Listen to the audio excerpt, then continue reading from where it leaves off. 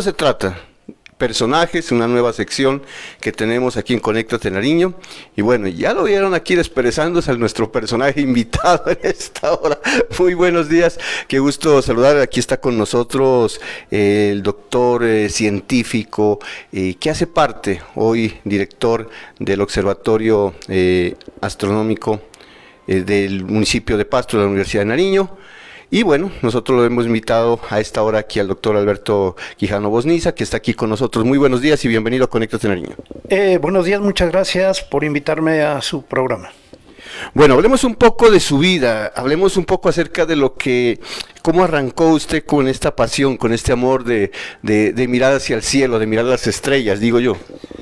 Bueno, yo comencé la astronomía desde muy niño. Siempre me gusta decir que conmigo nació el virus de la ciencia y desde muy pequeño me gustaba hacer experimentos científicos. Le comento que nos gustaba salir por las noches con mi mamá y con mis tías a contar las estrellas en las noches tranquilas de esa época de Pasto. ¿Y si alcanzó a contar las estrellas? No, pues yo no alcancé a contar las estrellas porque la cantidad de estrellas que hay en el universo es inmensamente grande. Y mis tías aprovechaban era para encontrarse con los novios mientras yo hacía el conteo de las estrellas. Claro, mientras las otras podía usted por acá contando estrellas. Mire, qué interesante conocer un poco de la vida de nuestros personajes, de lo que hacen parte hoy de nuestra región, del departamento de Nariño, en nuestra ciudad San Juan de Pasto. ¿Dónde estudió su bachillerato? O su primaria, empecemos por la primaria. Bueno, yo comencé la primaria en el Colegio Champañá y estuve hasta segundo de bachillerato, que ahora sería como séptimo grado, en el nuevo escalafón que hay ahora en los colegios. Y de allí hicimos un juramento con unos compañeros del Champañá. Y el juramento consistía en que nos íbamos a pasar al liceo de la universidad y yo fui el único que cumplí, me dejaron solo. Pero el cambio fue muy bueno porque en el liceo de la universidad en esa época estaban ya los primeros profesores que tenían grados de matemáticas, de química, de biología, estaban trabajando en la universidad y para mí fue muy importante eso. Claro, es que esa vinculación de aquellos profesores, yo también estudié en el liceo, le cuento a mi profe, y en esa época, pues yo me acuerdo que habían muy buenos profesores de matemáticas, de español, de ciencias, donde nos hacían un poco más analíticos, ¿no? O sea, nos ponían a pensar. Sí, claro, y además se tenía la libertad porque al fin y al cabo era el liceo de la Universidad de Nariño. En cambio... ¿No había uniformes en esa época? No, y en cambio en un colegio religioso siempre uno tenía que regirse por ciertos principios. Entonces, desde esa época, pues comencé haciendo experimentos y le quiero comentar lo siguiente. En el barrio yo viví en un barrio que ahora ya no tiene nombre, que está ubicado entre el Navarrete y el Prado, se llamaba El Rosal, pero ahora si uno le dice a un taxista que lo lleve a Rosal, lo lleves a un pueblo que es por aquí. En ese barrio yo estuve la mayor parte de mi niñez y de mi adolescencia y fue muy emocionante. Por ejemplo, me hice amigo de Edgar Tejada, que en esa época era como 4 años mayor, ya él había estudiado por correspondencia en la National Schools, un curso de electricidad. Entonces yo le dije que me preste lecciones, me prestó hasta la número 16 y luego vi que era demasiado bueno, aunque la gente en esa época decía que eso era una estafa. Mentiras, es lo que ahora es la educación a distancia, con otro método diferente, pues era más complicado porque era por cartas, le enviaban en sobres y a mí me enviaron todo el equipo que lo tengo en mi casa, lo conservo. De la casa matriz era de Los Ángeles, California. Entonces cuando yo estaba ya graduándome ya sabía electricidad, habíamos hecho muchos experimentos diseñamos una pequeña emisora, solo transmitía 100 metros, nos metíamos en la frecuencia de la voz del Galeras y a través de esa banda nosotros enviábamos mensajes a las niñas del barrio. Oiga, mire, las picardías que no deben de faltar. De eso se trata este programa, buscando conocer un poco más de estos personajes que hacen parte de nuestra comunidad. Y bueno, doctor Alberto, para mí es un placer tenerlo acá. ¿Cómo inició entonces, ya después de jugar con las cosas eléctricas, ingresar a la universidad, todo este proceso para llegar a donde hoy estamos? Bueno, yo ingresé a la Universidad de Nariño a estudiar física y matemáticas porque era la carrera que más se acercaba a lo que me gustaba. Y también eso me sirvió mucho para entender por qué en los cursos de electricidad y de electrónica, pues a uno le enviaban las fórmulas, pero yo quería saber de dónde venían esas fórmulas y cuál era la demostración. Ya con física y matemáticas, pues ya entendí, complementé, y luego la electrónica, vuelvo a indicarle esto porque para mí es muy importante. Después, ya mucho después, diseñé instrumentos de medida para los laboratorios de la Universidad de Nariño de Física. Trabajé en la primera reactivación del volcán Galeras en 1989 en Ingiominas por comisión de la Universidad de Nariño, y trabajé en diseño de instrumentación sismológica. Diseñé varios instrumentos. Y en Puerto Rico, cuando estaba ya haciendo el máster, un profesor me dijo: por allí me han contado que usted es bueno para la electrónica, ¿quiere trabajar conmigo? Y yo tengo un proyecto financiado por NASA para que diseñemos un medidor de superconductividad. ¿Usted se mide? Claro, le dije, con mucho gusto, y él me dio otra beca. O sea que yo tenía 3 becas en la Universidad de Puerto Rico gracias a la electrónica. Ahí es donde uno dice, mire, todas esas cositas que uno aprende en un momento determinado le empiezan a servir después para el propósito de vida, porque eso fue un propósito de vida. Doctor Alberto, cuando ya empezamos a desarrollar todas estas becas, todo lo que usted tiene, ¿cómo fue el acercamiento a NASA? Bueno, sí, antes que nada, y es muy importante, también influyó mucho en mi vida científica mi abuelo. Mi abuelo era yugoslavo. Él vino de lo que ahora es Croacia. Pues Yugoslavia ya no existe porque se dividió en varias naciones.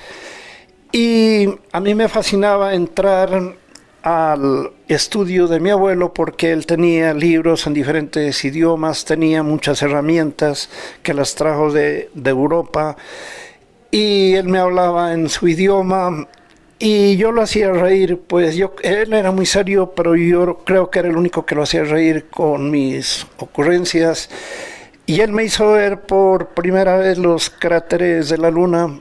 Como él era marino, trajo un pequeño telescopio, propiamente un catalejo, y vi los cráteres de la Luna con ese catalejo. Y ya cuando estaba en la adolescencia, el hombre estaba llegando a la Luna.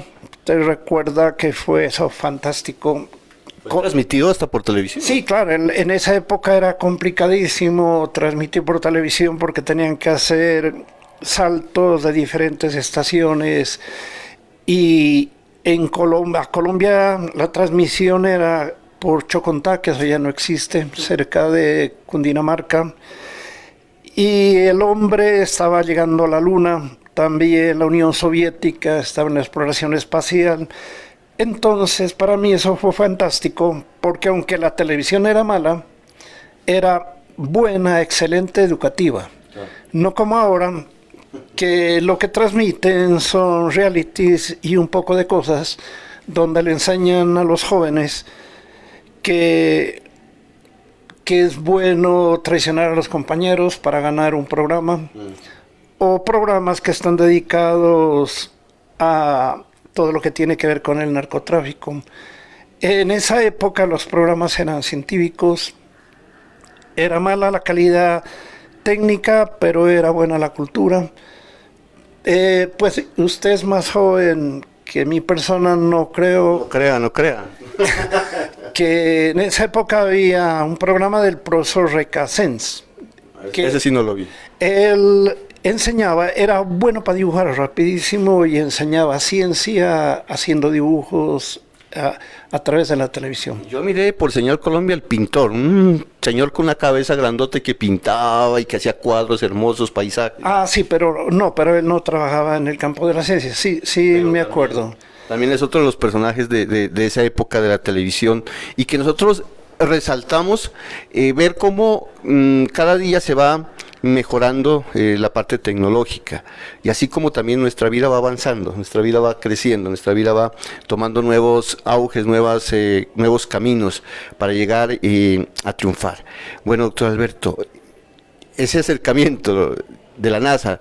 Usted, mientras estaba en Puerto Rico, yo quiero hacer una pregunta. En esa época creo yo que ya habían un telescopio gigante, sí, claro, de sonido, radiotelescopio, ¿no? Radiotelescopio. Sí, precisamente por eso yo busqué una beca para la Universidad de Puerto Rico por varias cosas. En primer lugar, porque allá estaba funcionando el mayor radiotelescopio del mundo. No es un telescopio, sino una antena parabólica. Imagínese, estimado periodista, la antena parabólica medía, porque ya no existe, 305 metros. De diámetro. De diámetro. Con esa antena parabólica se descubrieron pulsares, cuasares, y en un programa Cosmos, que seguramente usted lo vio por la televisión, siempre hablaban de ese radiotelescopio. Entonces me propuse la idea de viajar allá, y también porque me gusta mucho la salsa, me gusta también el paisaje, la Isla del Encanto, la música. Y porque ellos tienen, como eso es Estados Unidos, pues es un contacto directo con las universidades. La misma Universidad de Puerto Rico es una universidad de Estados Unidos. Y también por otra cosa, le comento esto que casi nadie sabe. Aquí en Pasto nosotros fuimos en el barrio los que comenzamos jugando béisbol. Y aprendimos béisbol de una manera bien chistosa al principio. Al ponchado, claro. Sí, pero aquí el ponchado lo hacían en una forma diferente, no era como es realmente el verdadero béisbol. Poco a poco lo fuimos aprendiendo, y cuando yo estaba en el Champañá, venían unos norteamericanos, no recuerdo exactamente de qué misión era, de la misión de La Paz, no recuerdo el nombre. Ellos venían a Colombia y allí también al Champañá ellos nos enseñaron algunas reglas más porque el béisbol es complicado, y luego después adquirimos implementos. ¿Qué lío para comprar? Pues ahora se puede comprar a través de internet. En esa época era a través de correos.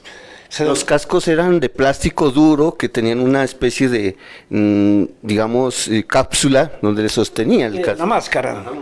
Sí, la máscara yo todavía lo tengo, los conservo, la máscara, la pechera, los bates, y tengo una bola, la bola propia, que es de cuero de caballo, es durísima, es peligrosa, donde lo golpea uno en la cabeza lo mata, porque es como una piedra. Entonces el béisbol, pues Puerto Rico es famoso por el béisbol. Ahí están es la cuna de los beisbolistas para las grandes ligas de Estados Unidos. Bueno, cuando ya estuve allá en Puerto Rico, tuve ya el contacto. Poco tiempo, a los 2 meses que entré a estudiar, Puerto Rico llegó un astronauta a la Universidad de Puerto Rico, nos dictó 3 conferencias. El doctor Franklin Chandías, él es de Costa Rica, nacionalizado en Estados Unidos, comandante de varias misiones de los transbordadores. Y para mí fue fantástico, pues ya tenía un contacto directo. Luego en los congresos de Puerto Rico conocí a los científicos de NASA que descubrieron un asteroide en la década de los 90, cuando se suponía que allí había indicios de vida primitiva. Y fue fantástico para mí Puerto Rico. Pues le comento que yo me pude haber quedado allá, porque apenas yo acabé, cuando acabé de graduarme, cuando uno se gradúa en la Universidad de Puerto Rico le dan una tarjeta para que trabaje en todos Estados Unidos. Yo pedí el año sabático en la universidad y me quedé un año más en investigación. Trabajé en la Universidad de Puerto Rico, en matemáticas en la Universidad Católica de Puerto Rico, que es una universidad privada, y estaba ganando en dólares. Imagínese, usted fue a estudiar, fue a trabajar, fue a ver hermosas damas, pero también fue a escuchar salsita. Oiga, esta manera de contar las cosas me agrada mucho porque usted es muy sincero, usted va contando sus cosas, va abriendo su corazón, va mostrándose quién es, y de eso se trata Personajes. Mostrar nuestro otro lado, no solo la parte científica, sino la parte humana. Cuéntenos del amor, ¿cómo le ha ido? No me gustaría. Bueno, no importa, ahí estamos, pero de eso se trata. Vamos a ir poco a poco viendo, ¿soltero o casado? No, yo soy casado. Yo me casé con una alumna. Cuando me gradué en la Universidad de Nariño, mi primer trabajo, que no lo busqué, sino que me lo dieron, me llamaron por teléfono, fue en un colegio muy bonito, el Nocturno Libertad, que ahora ya casi eso ya no existe, ahora los nocturnos ya no son importantes.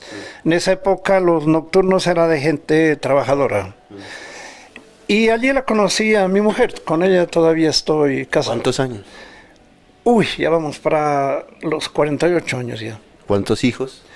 Yo tengo 3 niñas y un hijo. Mi hijo está en Rusia en este momento. Pues lo he visto en varias fotos allá con su hijo. Ah, sí, hace aproximadamente medio año lo estuve visitando y también participé en un congreso de ciencias en San Petersburgo, que para mí y para muchos es la ciudad más hermosa del mundo. No, me imagino, algún día debe ir por allá también, ¿no? Bueno, hablemos ahora, doctor, hemos hablado un poquito de todo, ¿no? De cómo se fueron los primeros inicios, cómo logramos entrar, capacitarnos, todo lo que se ha vivido. Hablemos ahora acerca de lo que está sucediendo hoy en día con este famoso internet, con este famoso las redes sociales, que aparte de generar zozobra, digo yo, se inventan una cosa terrible. Por ejemplo, en este año decían que iba a haber alineamiento de planetas, que el mundo se va a acabar, que las guerras, bueno, tanta cosa. ¿Y qué tan cierto, yo por eso lo invité a esta hora, qué tan cierto es que hay más de 5 a 7 planetas que se van a alinear? ¿Cómo es ese cuento? Ah, bueno, pero ya para completar la pregunta... Para preguntarlo de mi vida, diga. Sí, no, para completar la pregunta que usted me hizo, cuando ya llegué aquí a Pasto, el doctor Pedro Vicente Obando en esa época era el rector y me apoyó en el proyecto de crear el observatorio. Y en el observatorio que nosotros creamos, hicimos gran cantidad de trabajos y en una oportunidad fuimos con un estudiante mío que es un estudiante muy brillante, Leonardo Chávez, asistimos a Aventura Espacial, que era un congreso de astronomía en Barranquilla, y allí estaba nada menos que la mayor parte de los científicos colombianos que trabajan en NASA. Estaba la doctora Adriana Ocampo, el doctor Iván Ramírez, que es ingeniero aeroespacial, Mario Pérez, que él es chileno. Nosotros presentamos el trabajo y al día siguiente yo recibí una llamada en el celular y era de un científico de NASA que nos estaba invitando a que vamos al desayuno. Nos invitó a desayunar con ellos. Conocí a todos los científicos que trabajan en NASA de Colombia y ellos nos felicitaron por los trabajos que presentamos. A mi estudiante le dieron una pasantía de medio año en la Universidad de Texas y a mí me dejaron un trabajo que lo acabé en poco tiempo y se admiró el doctor Mario Pérez por qué había hecho tan rápido el trabajo y tan bien. Y desde allí comencé a tener contacto con ellos en los congresos. En el año 2010, la doctora Adriana Ocampo, científica colombiana que trabaja en NASA, bueno, ya se jubiló. En ese tiempo ella me invitó al primer lanzamiento de una nave espacial, el Endeavour. Al año siguiente estuve invitado por la misma doctora al lanzamiento de la misión Juno, que en este momento está todavía cumpliendo la misión de investigación alrededor de Júpiter, y he asistido a 5 lanzamientos de naves espaciales. Wow, esa es una de las cosas que nos estábamos saltando.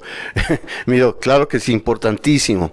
Y lo más importante ahorita también para la Universidad de Nariño, se viene ya este proyecto, que ya no es un proyecto, que ya está prácticamente en pleno desarrollo, que es este proceso, ¿cómo le podemos decir? Este es un centro de ciencias, Sí, es un centro de ciencias que va a tener un observatorio para que trabajen los niños, otro observatorio profesional con el mayor telescopio de Colombia, es un telescopio de 1 metro de diámetro, para que las personas se den cuenta que es importante el telescopio. El peso es de 1,5 toneladas, va a ser diseñado en Chicago y cuesta más de $1 millón.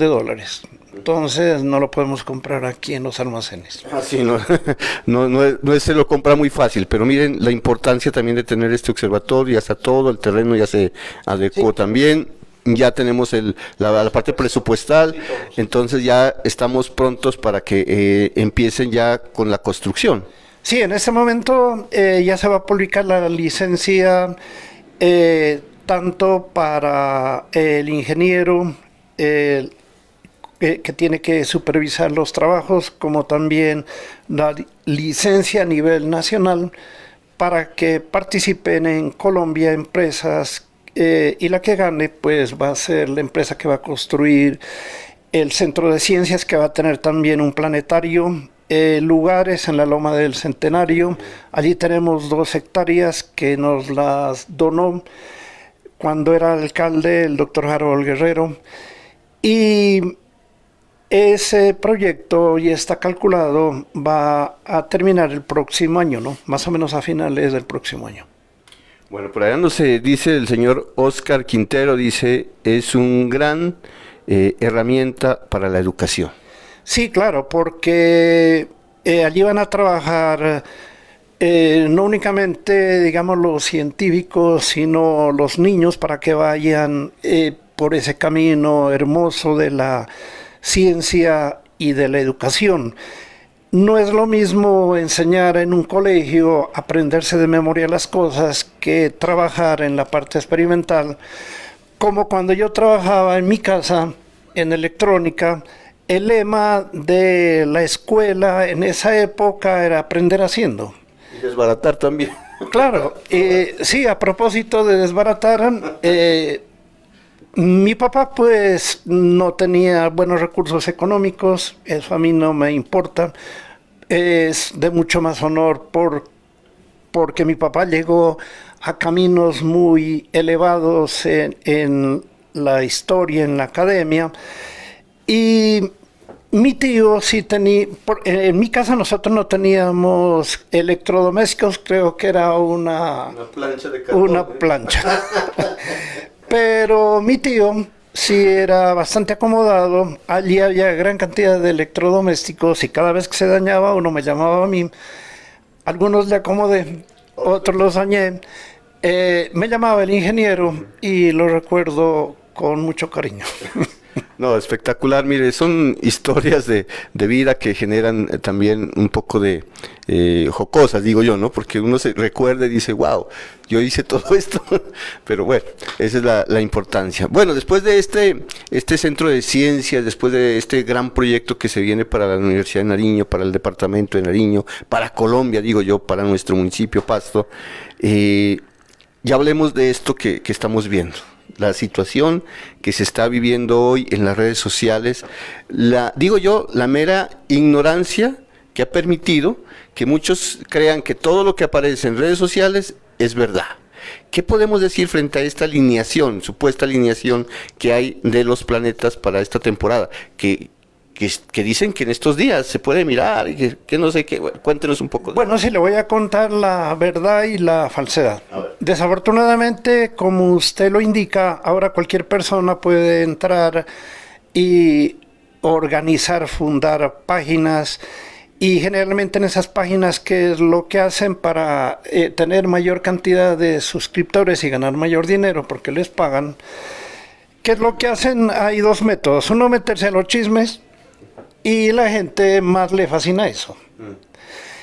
El amarillismo. Sí, el amarillismo. Y otro problema es que cogen una noticia, la deforman, no es la noticia verdadera, y por ejemplo colocan en el titular que en este momento Rusia está atacando nuclearmente a Estados Unidos. Yo vi esa noticia.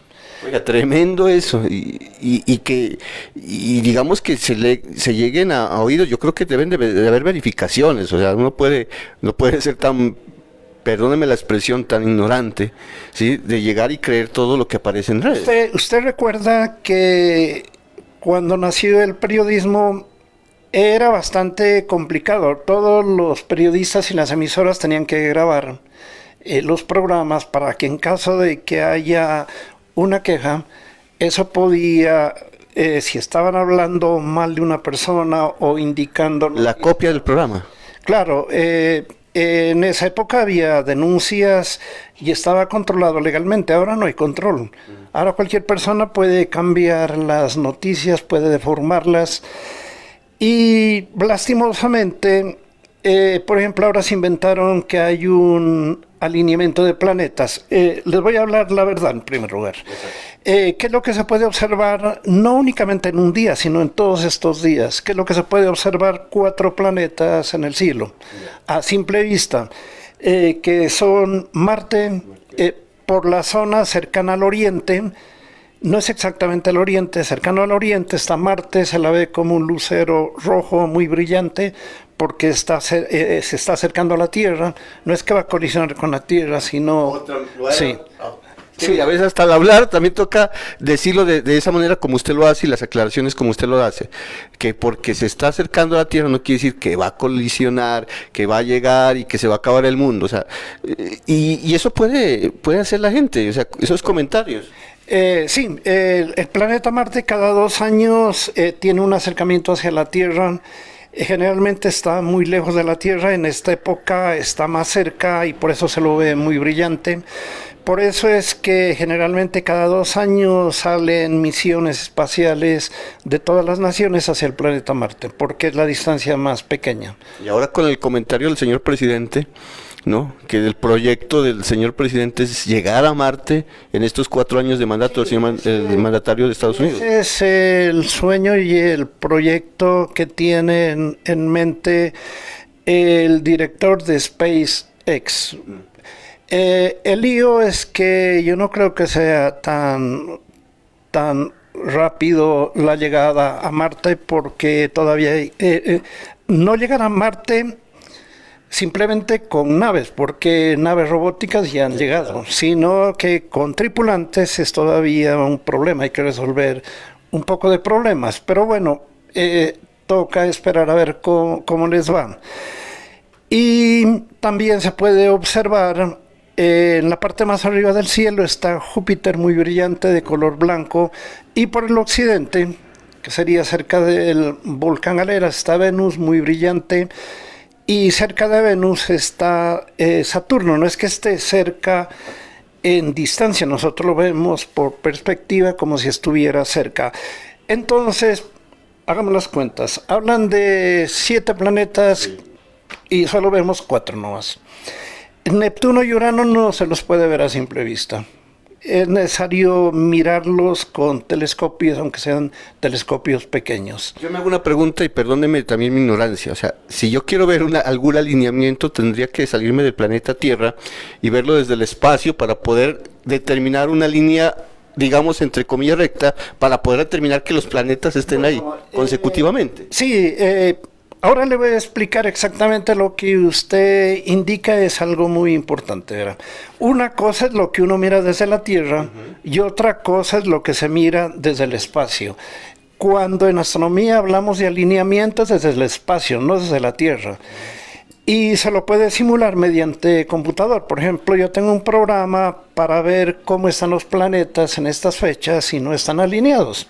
No están alineados con el Sol, y el alineamiento de 7 planetas es casi imposible, porque todos los planetas no están en el mismo plano. Imagínense que tenemos una hoja de papel y ahí dibuja los 7 planetas. En una hoja de papel todos estarían en el mismo plano, pero los planetas no están así. Hay unos más arriba y otros más abajo de ese plano que se llama la eclíptica. Entonces conseguir un alineamiento es imposible. ¿Cuándo va a haber un alineamiento verdadero? Pero no de todos los planetas, sino de unos pocos.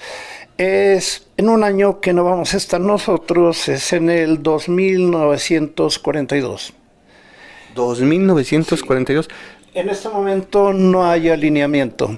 Lo que hay es la oportunidad de observar a simple vista 4 planetas. Ahora, si usted quiere observar qué es lo que hay en la superficie de Marte, o las atmósferas, las manchas que hay en la atmósfera de Júpiter, si usted quiere ver los anillos de Saturno, eso no se lo puede ver ni a simple vista, ni con binoculares, sino con pequeños telescopios. Entre más grande es el telescopio, es mucho mejor el aumento y uno puede ver mucho más detalles. Entonces, le respondo a una pregunta muy interesante que hizo ahora al rato. Supongamos que ahora en este momento hay un alineamiento. Supongamos que hay un alineamiento, que eso no hay. Si hubiera un alineamiento, ¿qué es lo que va a pasar? Que aumenta la fuerza gravitacional sobre la Tierra, pero en una cantidad mínima, que los planetas están muy lejos. Entonces no va a haber ni terremotos, no va a haber cataclismos, no va a haber erupciones. Ahora no le van a echar la culpa, pues, que el Puracé está por eso. Si el Puracé hubiera entrado en erupción por un alineamiento, pues tuviera el volcán Galeras, todos los volcanes de la Tierra, no únicamente el Puracé. Claro. Eso no tiene sentido. Ahora, ¿qué vería uno desde la Tierra si hubiera un alineamiento? ¿Sabe qué? Es el espectáculo más pobre, porque todos los planetas están alineados. Entonces, usted ve el más brillante. Los otros no los ven porque están detrás de él. Mire que mejor dicho, la cabeza ya me la tiene en cuadritos, pero qué interesante conocer esto. Cuando uno está, digamos, en el espacio, podría ver el planeta más brillante y opacaría el resto de planetas. O sea, si hay alineamiento no veo nada. No, es un planeta. No, se ve uno el más brillante, que generalmente el más brillante es Venus, porque todos los demás están en línea, uno no los vería. Ahora no hay alineamiento y están echando el cuento que están alineados. En esa posición han estado toda la vida, cerca de la eclíptica, que dicen que están alineados cerca de la eclíptica. El día que un planeta no esté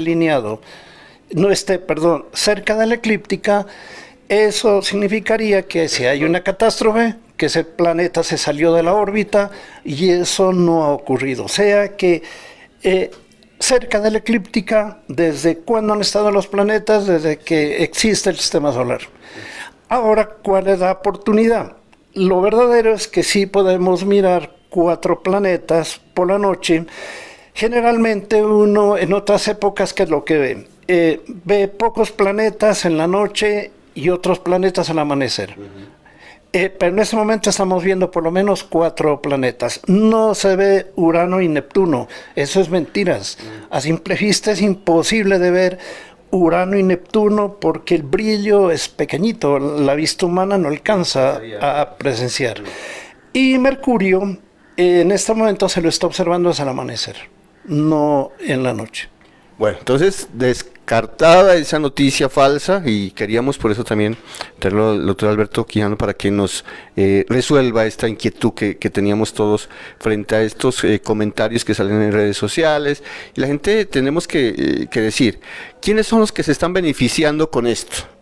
Los, entre comillas, llamados brujos, porque ya no es solamente digamos, una ciencia, que se podría llamar ciencia, si es que se podría llamar ciencia, donde analizan no solamente las estrellas y ya le empiezan a vender a unos riegos, cosas que porque los planetas están alineados, que te va a ir bien en este año, que mire, que esto, que el otro, o sea, tantas tonteras que la gente y hasta lo cree. Sí, esa es la astrología no es ciencia. Lo complicado es que hay personas en esta época de la vida, cuando ya estamos viajando a los planetas, y hay la idea de que se va a regresar nuevamente a la Luna con naves tripuladas y se va a regresar y se va a viajar con naves tripuladas a Marte. Hay personas que todavía creen en los horóscopos, creen que la posición de las estrellas tiene que ver con la suerte de uno. La vida de uno, ¿de qué depende? De que uno estudie y trabaje. No es más. Sí, Señor. y no tiene nada que ver con la posición de los planetas, eso no tiene bases científicas. Sin embargo, en estas épocas las aprovechan los astrólogos. ¿Para qué? Hablar de la supuesta alineamiento de los planetas y decir que para que no nos pase nada, que hay que comprarles a ellos kits de perfumes, de menjurjes y cosas por el estilo. La astrología nació como 4000 años antes de Cristo y todavía existe. Carl Sagan, el famoso astrónomo de Estados Unidos, él decía que no se puede creer que algo que no es ciencia tenga mayor cabida en los noticieros, en la televisión y en los periódicos que la propia astronomía, que la propia ciencia. La gente más le hace caso a los famosos mensajes de los astrólogos que a lo que hablan los astrónomos. No, si estuviéramos aquí leyendo cartas, yo le aseguro que estuviera rebotando las redes sociales, ahí estuviera, ¿no? y pidiéndome comentarios. Yo soy del signo Cáncer, que qué me va a decir, pero cuando uno habla de ciencia, cuando uno le está dando, poco interés tiene, pero bueno, eso poco a poco, digo yo, estará en este planeta, dependiendo de nosotros, la educación que demos también a nuestros hijos. Viendo este maravilloso universo, yo me pongo a analizar, hombre, debe haber un ser supremo que organizó y creó todo esto. O sea, esto es tan perfecto que uno dice, Dios mío, esto es tremendo. ¿Usted qué piensa frente a eso? Bueno, es una pregunta bastante complicada, pero le quiero comentar que el 50% de los científicos creen en algún dios, otros no creen en nada. En NASA, por ejemplo, es prohibido hacer comentarios de política y de religión. Cada uno tiene que respetar a los demás. Carl Sagan era ateo. Einstein no es que era demasiado creyente, pero yo sí tengo amigos científicos en NASA que son creyentes. Por ejemplo, el doctor Iván Ramírez, él siempre habla de la creación como algo maravilloso, porque si, por ejemplo, la gravedad, si todas las constantes que uno encuentra en física fueran un poco diferentes, nosotros no existiríamos. Entonces, hay un modelo muy complicado que no puede haber nacido por la simple suerte. Y yo creo que sí hay un organizador de este universo, porque generalmente a los estudiantes les digo lo siguiente, que hagan este experimento.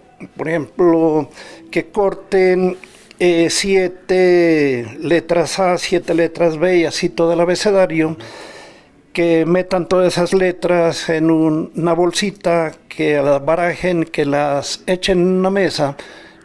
Yo estoy completamente seguro que ahí no le va a salir un poema. Entonces, si no sale un poema, no salen palabras por el azar. No se puede hablar de que el universo también nació por el azar.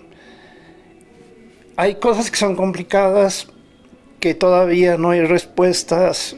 Por ejemplo, ¿qué hubo antes de la gran explosión? ¿Por qué ocurrió la gran explosión? Todo eso todavía está oscuro. Pero la ciencia así es, hay gran cantidad de cosas que nosotros no sabemos. Y que no entendemos aún, pero que la mentalidad del hombre ha llevado a que cada uno de nosotros tengamos la posibilidad de seguir en ese estudio, en esa investigación, en ese proceso investigativo, que es lo más hermoso. O sea, yo pienso que cuando uno habla así con personajes como usted, doctor Alberto, con todo el respeto, uno empieza a analizar cómo desde pequeño uno le trataron de insinuar la parte investigativa, ese proceso de investigación, pero lastimosamente hoy ya no se mira eso en los colegios, ya no vemos esto. Claro, ahora, por ejemplo, en nuestra época, yo agradezco mucho haber nacido en la época porque nosotros en cierta forma sabemos cómo surgió la electrónica de ahora. Nosotros tuvimos radios con tubos, luego transistorizados, luego llegó los computadores, ahora estamos hablando de inteligencia artificial. Todo ese proceso nosotros lo vivimos. En cambio, los jóvenes de ahora nacen ya con todo listo, con computadores, San Google, con celulares, claro, y ellos creen que las cosas siempre han existido, entonces no valoran. Y también la investigación ahora es bastante complicada en muchos colegios porque los jóvenes que lo que hacen copian de internet y paste, y es copiar y pegar. Y no únicamente los niños. Por allí hay unos políticos del Congreso anterior que les encontraron que estaban haciendo trampa en las tesis de grado. imagínese. Sí.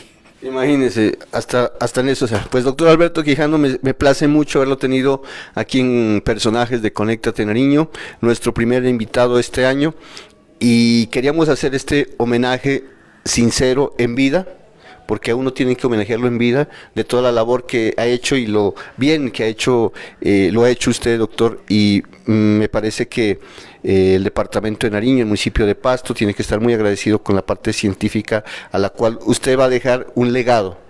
Con el Centro de Ciencias, usted va a dejar un legado, con sus estudiantes, usted va a dejar un legado, aún en la misma familia. Para mí ha sido un placer conocerlo y tenerlo aquí con nosotros en la mesa de Conéctate Nariño. Sí, muchas gracias por invitarme a su programa y para completar me gusta mucho el deporte. Juego todavía fútbol, jugué béisbol y en mi adolescencia yo jugué en lo que se llamaba el fútbol aficionado, llegué a jugar en primera especial, estuve con Jaime Torres, con los hermanos, con Chocho Rodríguez, que fue un jugador muy bueno, le hubiera ido, en esta época él estuviera a nivel internacional.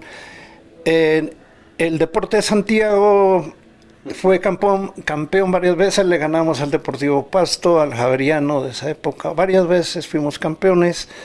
Allí jugué en ese equipo, me gusta mucho el fútbol, el deporte, y hay que hacer deporte para no fundir el cerebro. Muchas gracias. Muy bien, pues así hemos llegado al final. Muchísimas gracias, doctor Alberto Quijano Boniza, por habernos acompañado en esta oportunidad aquí en Personajes de Conéctate Nariño. A ustedes, mil gracias por estar ahí, compartan esta transmisión, démosles like y muchísimas gracias, porque así arrancamos aquí en nuestro espacio Conéctate Nariño. Nos vemos, chao, chao. Bueno.